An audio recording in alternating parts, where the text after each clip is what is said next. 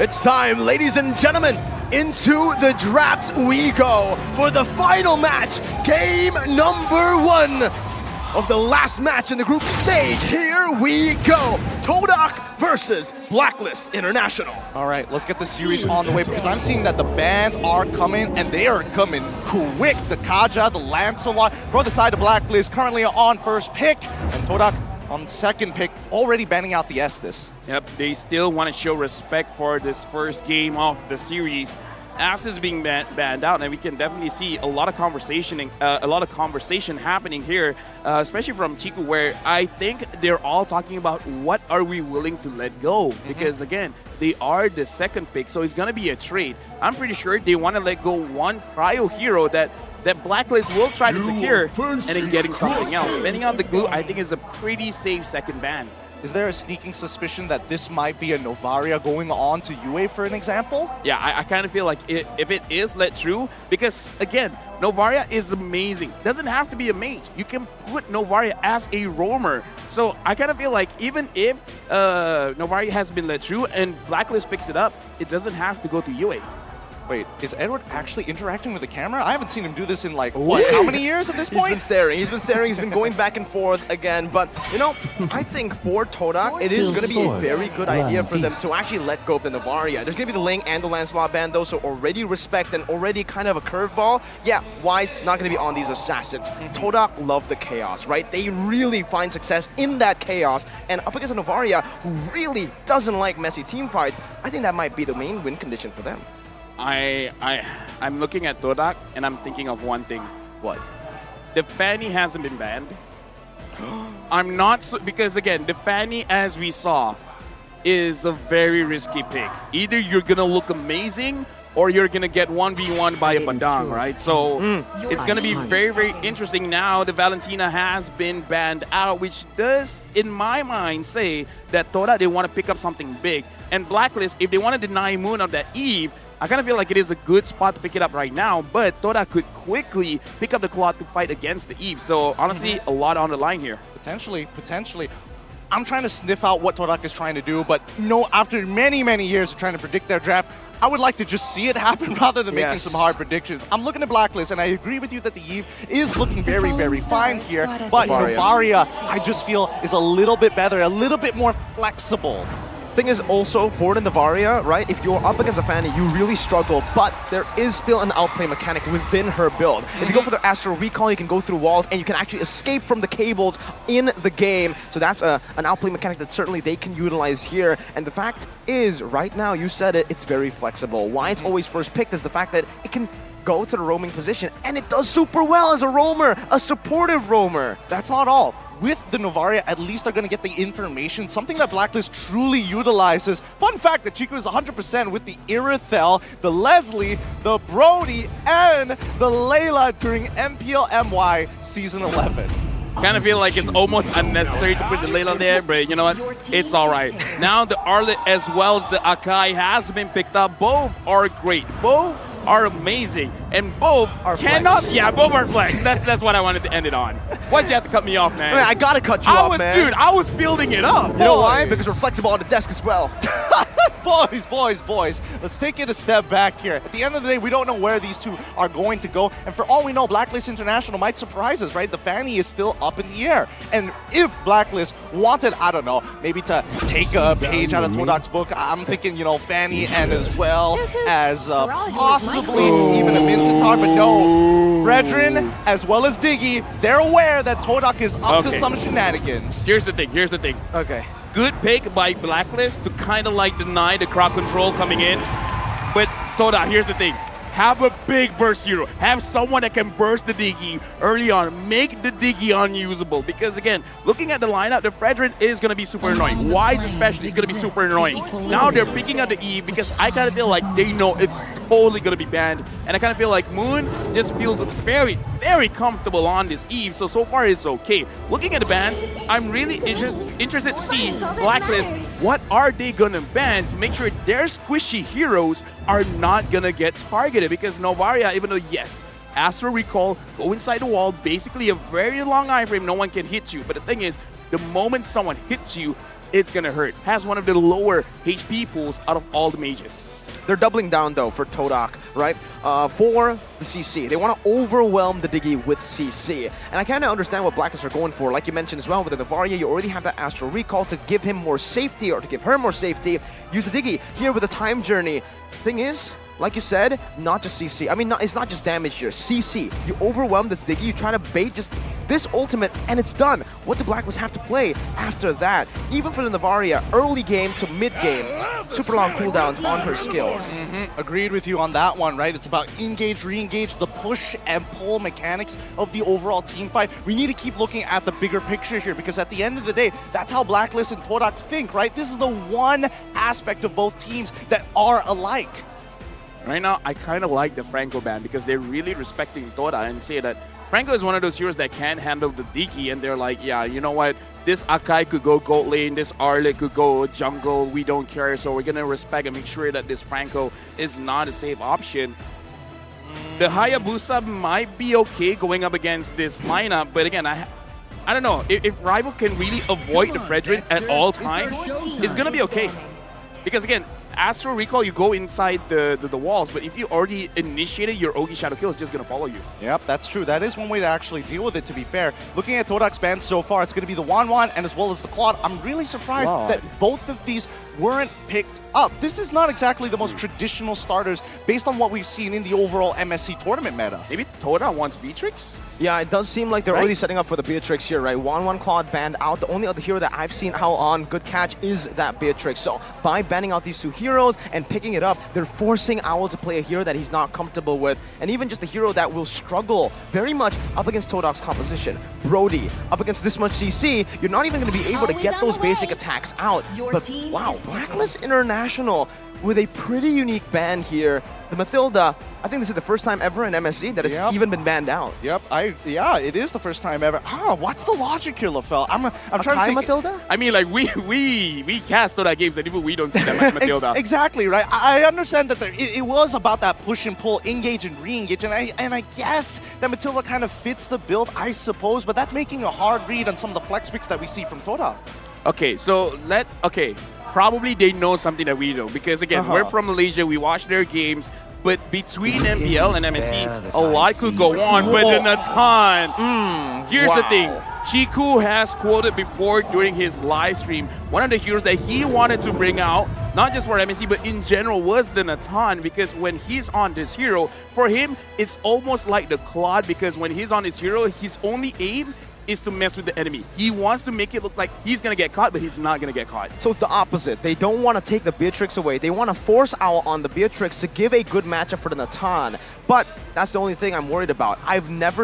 Unfortunately, I've never met a Natan in my games as a Beatrix, so I don't know how this matchup goes. Maybe it's the same for Owl. Time to drop the beat. I suppose. I mean, okay, Beatrix into the Joy. So that means this was all pre-planned. This is what they wanted to do, because if not, we probably wouldn't have seen that Claude ban in the second phase. Since they are already on the second pick, they could have locked it in for themselves if they wanted a safer laner.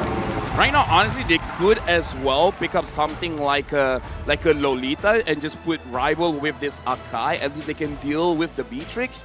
Because, yeah, right now, Ashi is talking to Yum, so they're probably talking about his hero. Another one, I guess, would be crazy is just to add more CC, like you said, Miracle, just to overwhelm this Diggy.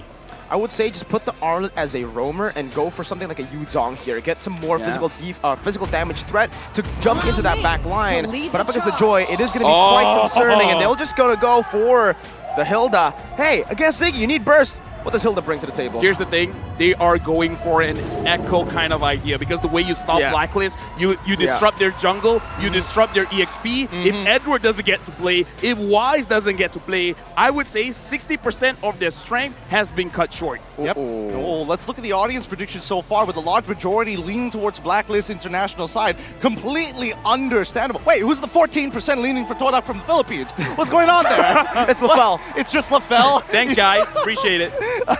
Minority wins. Look. I'm not pointing fingers anywhere, but this is going to be a very important game for first seed in their groups to make sure that they have a better chance at making it into top 4 during the knockout rounds. All they got to do, win this first game, knock out another team in the second, and then you're good to go. My question is where the Hilda is going to go. Because Roamer, sure, but maybe up against the Joy, it is a pretty good matchup. Ladies and gentlemen, welcome to the Land of Dawn for game number 1. It's time to set the tempo as BLACKLIST International and TODAK enter the stage. It's Yums. Yep, right now it is Yums on the Hilda. It looks like the Hilda is going for the jungle invade for now. Yums is just standing by. He's just giving vision. He's like, guys, I'm here and no one is here. UA as well as Oh My Venus. Yums gets spotted out. Now what's he gonna do?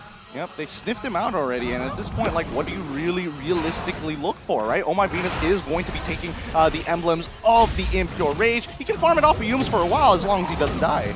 And right now, it looks like Yums is trying to be a little bit annoying, and he's taking quite a bit of damage. Moon is there as well, forcing Wise to use his Retribution, but for now, it looks like nothing really is going on. It's going as expected, but no one is taking heavy trades. And for Momo as well, the Unbending Will is the choice of the talent for him, so he wants to go for some more damage. Oh, Okay. that should have been a free Little Wonder. Yeah, with Bit the of a retro. whiff, yeah, a bit of a whiff. I totally agree with that one. But no, as Miracle was mentioning, we do see... Oh, wait, no, hold on. This could be the first engagement. Okay, Yums getting brought back right there, forced to flicker out, dodges away from the Astral Sphere as Wise just walks up menacingly, but it's just going to be a flicker burnt. All right. Looks like both sides still taking it as slow as possible, and more so, seeing TODAK play a rather standard game. First whiff of the game already happened. Shake it off. They're going to continue on forward, but how big of a deal is Momo going to be, especially on this Arlet here? I think it's going to be a very big deal, especially doing neutral objectives, because you need someone to bait out the Digi ult, man, because when the Time Journey has not been used, it's going to be very difficult for Rival to fully secure those neutral objectives, because the thing about a Nakai is you want to take that just to make sure you win those Retri battles. But if the Digi is there, it's not a 70% win for the Nakai. Thing is, Digi's not level 4 right now, so Heavy Spin's going to be able to lock Wise down. They're going to go for the team fight, not for the turtle right now, but it's getting the Retribution from Wise, who secures it. A beautiful Astro Sphere from behind, taking Rival down as Momo now is going to be caught, now with the rhythm as well. Edward is pushing him away, but look at Yums all alone. BLACKLIST International want to chase him down. Another Astral Sphere locks onto Yums. There's going to be some alarm bombs placed, the reverse time again, the taunt and the chain CC, and it's all BLACKLIST in the first 2 minutes. Instantly, we see first blood, we see a second kill followed shortly afterwards. A little unfortunate, but coming back to the EXP point, right? I actually disagree. I think in this particular case that Edward on this Joy is going to make Chico's life rather difficult. He is taking the vengeance as well, and yes, even though he's not as hard as people would like to believe, doesn't have that fourth dash as we've all been hoping for, that's totally fine. With the Vengeance alone, and especially since Chico guys can only swap places once, that gives a lot of room for him to work with. Look at this. Chico Guy's already completed his first item, and Moon looks like he is fully aware that someone is waiting in the Triba. So for now, let's count it. 4 members of BLACKLIST International is here. Chico Guys as well as Moon. They are ready, but who's smelling like a fight here? Because BLACKLIST International, it feels like they want it, but at the same time, they don't want to take a big risk. They're getting pinched though, right? If they stay here for even longer, then you can give TODAK a little bit of a chance to go for that fight. So BLACKLIST International, they don't stay there. It's just Venus and Yue holding it down. Chico gets chunked so low! He gets gunned down by the Miru's Passion as well! As Moon is there, he pops into RWM, but the time journey is perfect! The Astral Sphere from Yue, from downtown! Wise is gonna fall, but it's only the utility jungler. BLACKLIST with another win. What just happened there? He just ate it. Yeah. No, I mean, like I said, this is Toda, you know. Chico's gonna lose. Chico's gonna die once or twice in the goal lane, and then afterwards, for some reason, he has extra gold. So for now, BLACKLIST, they're doing quite well. But again, this is kind of like textbook Toda. I kind of feel like they did not want that to happen. But still, it's just one of those things, man. History keeps repeating itself. Yeah, I mean, at the end of the day, right, Chico guys is going with the mystery shop, so he does get an overall discount. Despite dying, being behind isn't the worst in the world. Okay, final smash as well right now, but Rival, he's going to be able to secure that for his team. Now equal in neutral objectives, but BLACKLIST International are still holding on to that 1,000 gold lead as they put pressure down in the gold lane. Yue going to be chunked. Yums brought back by the reverse time. Once again, Owl cutting him down, going back to the Renner. Good shot, Spear. Owl, one more snipe. Doesn't want to go for the apathy here. Does he want to go for it? I think he does, but it's a bit too Check late. it, right? Yeah, he's gonna check it right now. Chico has to block it, and yes, he takes a full chunk out of it. That's gonna be sad because now walking back into lane can be a little dangerous with Oh My Venus just stacking up with these auto alarm bombs time and time again. But Moon is here to support. WM placed down right now for the side of TODAK. Chico's gonna eat it again! Ow! He's come alive in this series so early on. Yum's already brought back again. That's a lot of damage. The Brazers grab Yue! On point! So accurate! What is going on? They are just eating spells. They are just taking punishment. Good job on BLACKLIST International for fully capitalizing on it at the end of the day. But you can even tell that for Aoi, it's just like, whoa, we got so much out of that. I thought we were only getting one, but getting multiple, even better for us now with a 2.2K lead. Yeah, Owl just completed his own Blade of Despair, and now up top, Edward's looking for Chico Guys. Chico Guys for now is still alive. Wise looks like he's going to be okay as well. No, maybe not. He might be okay right now because you can see Edward already rotating over. Venus as well has come through. Time Journey still staying. The Brazers ran! And the Bennett's Rage! BLACKLIST are styling, are stomping on TODAK. Another Astral Spirit connects. Venus is just standing in the midst right there, popping a Time Journey, baiting Momo out. And TODAK, what are they doing? They're just responding to the plays from BLACKLIST. Right now, BLACKLIST is just outclassing TODAK at this fight. There's so many mistakes coming out of TODAK, completely punished. And even for Wise, holding on to the Appraiser's Wrath until the very last second was good enough. Dude, I gotta say... No way! Oh, goodness gracious. BLACKLIST are cracked. They are cracked. The rookies are here. Yue, he's not here to be like, I'm happy to be around. No, I'm here for the win. Oh no, Chico Guys targeted again. So far it's gonna be okay. Dude, we have not seen a lot of Natans, but I gotta say he does not have a lot of HP. No, he does not. He's just getting chunked out by Yue. He's getting chunked out by Oh My Venus. And for some reason, Owl has been hitting every single one of these Bennett's Rage. And Chico continues to receive the punishment. Dude, it feels bad, man, because again, here's the thing. Maybe you could deal a lot of damage, but it kind of doesn't matter if he did not get to touch anyone. He did not get able to do anything, and then he completely dies. And right now, BLACKLIST, they are here controlling the jungle. Rival is there. Edward is there as well. Final Slash brings Wise back, but look at Edward again in the back. That's a purple buff stolen away. Yum's now knocked up. That's another Astral Spear to cancel it out. The Appraiser's Wrath even from Wise just to zone it away and clear out the minion waves coming down as Owl just takes the turret down with the Bennett. Edward is just zoning them away, and look how they're playing so much for the mid. Oh, Final Slash, you went. All good. Yep, it's all good. You got the Time Journey. You can get out at any tight spot that you ever wanted to see. Now, it's interesting to see that BLACKLIST, as much as they like to play a very disciplined game, they are actually increasing the tempo, and they're increasing it significantly fast. It's already 7 minutes, 50 seconds into the game, 5.1K lead, and they're looking for somebody. Owl with a brilliant flicker out. Wise with the peel as well. He might actually be able to go for the solo kill here onto Yums. He needs to be careful. Wise just walking them down as Chico Guys pops the entropy down below, gets chunked by the Renner's Apathy, has to jump back now. Wise, oh my goodness, Edward in the back, just wreaking havoc, acting as a janitor, cleaning it up. Yue survives as Owl picks up a double. 11-1, BLACKLIST International.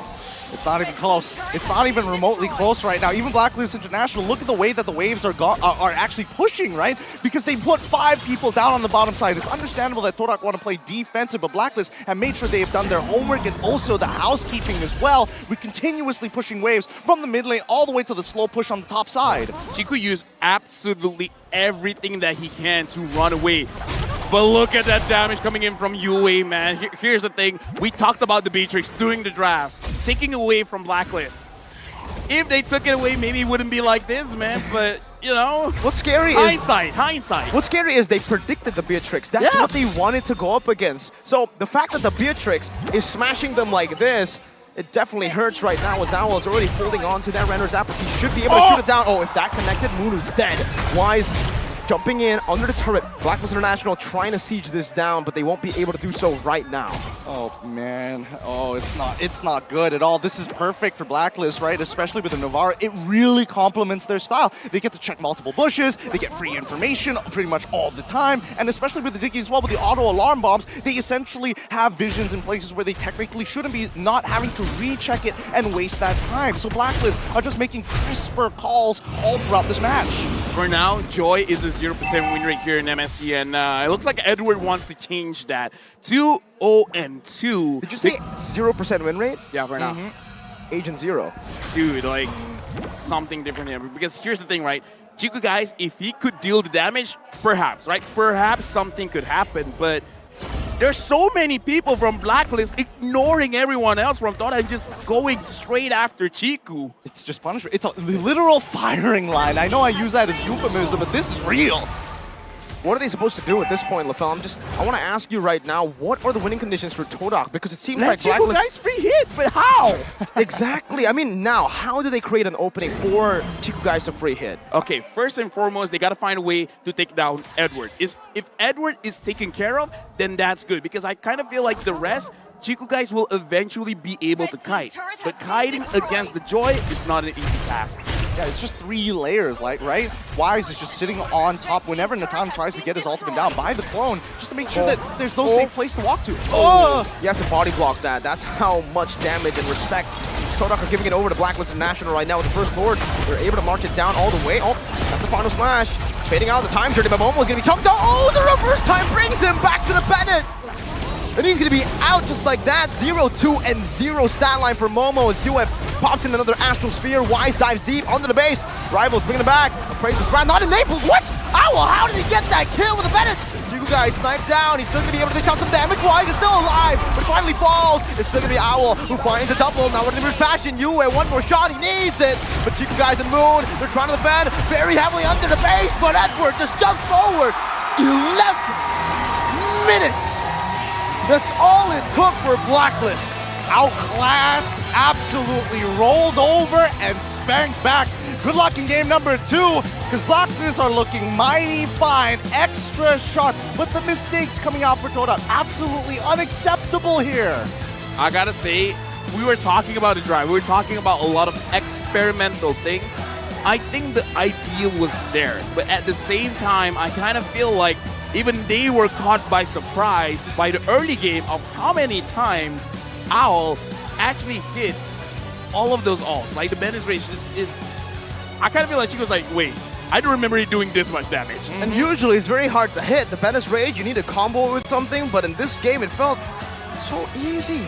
More like you kind of have to let yourself be hit Here's by the it in thing. some of those It situations. was almost blind. He was like, maybe they're in this particular bush.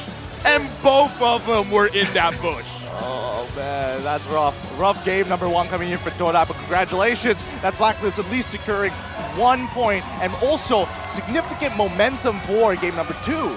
Dude, like that 11 minutes? That wasn't even close. That wasn't even close. That was a stomp. That was a Giga Stomp. Yep, it was a stop, but it also wasn't the fastest game that we've seen so far. I mean, generally speaking, 11 minutes, considering that the average game time is 18 minutes so far here at MSC, it's surprising to see that, wow, Blacklist, they know how to push the tempo, and even so, they even got a little greedy sometimes, which is uncharacteristic.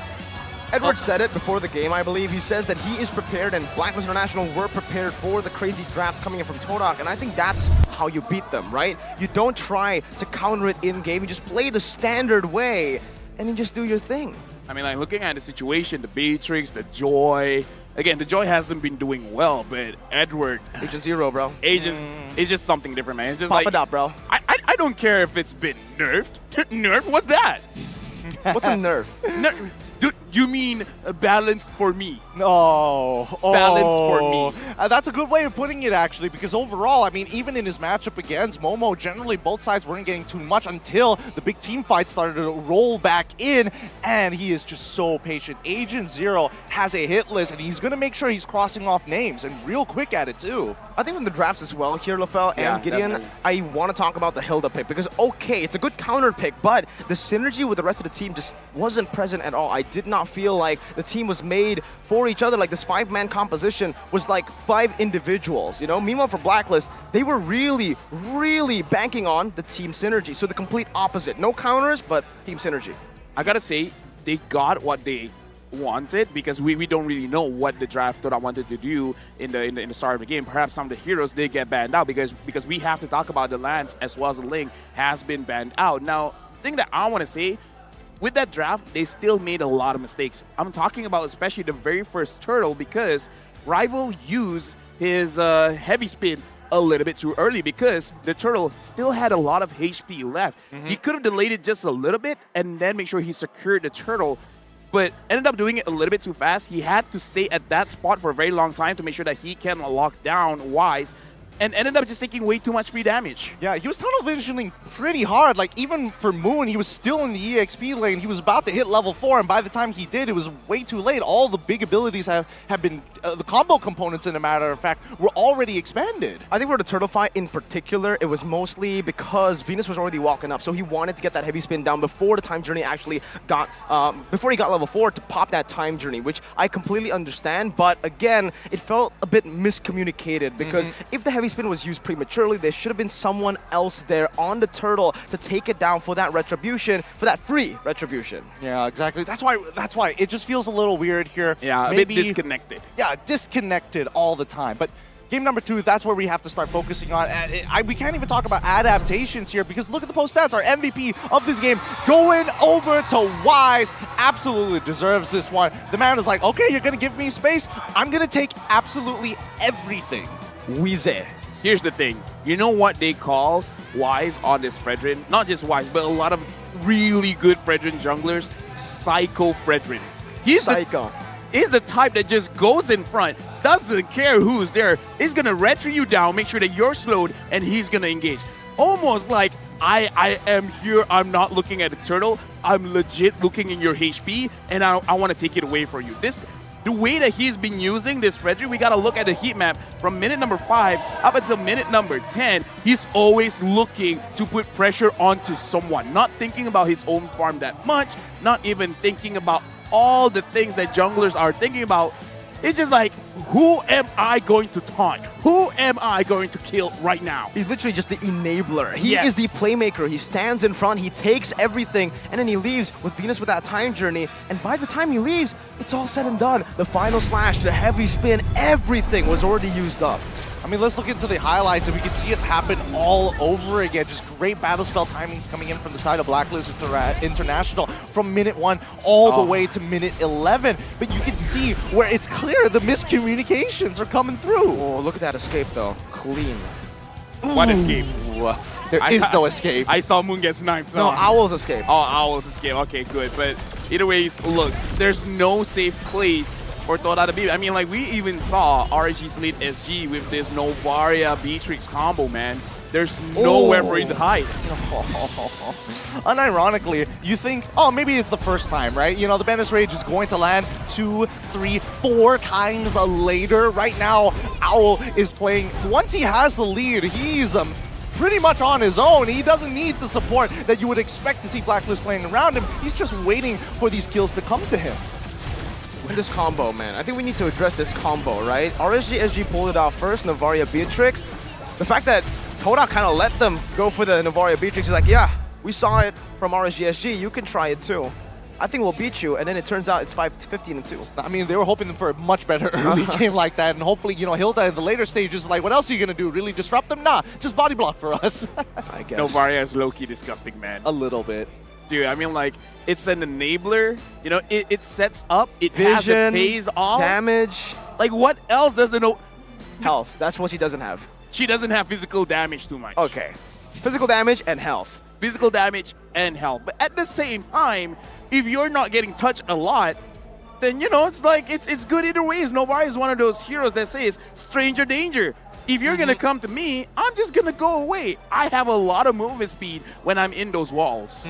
And not to mention that, you know, I find it, well, what's your opinion on this, Mirko? Because when I'm looking at Impure Rage and I already see an Enchanted Talisman, I think he was confident. It's like, yeah, I just need to spam more spells. It's not because I need the mana. The CDR is pretty important. I love the confidence because RSJSG went for the mystery shop. I remember that very vividly. And the fact that he was able to get the snowball was the reason as to why the Novaria actually worked so well in the game. So the fact that BLACKLIST International, Yue, here a rookie playing his first ever international tournament, was confident enough to bring the Impure Rage. He knows how good he is on that skill shot, and he knows that even if I fall behind, we always got Owl. I just need to, you know, multiply the hitboxes. Hey, here's the thing, right? Impure Rage gives you more damage, gives you mana.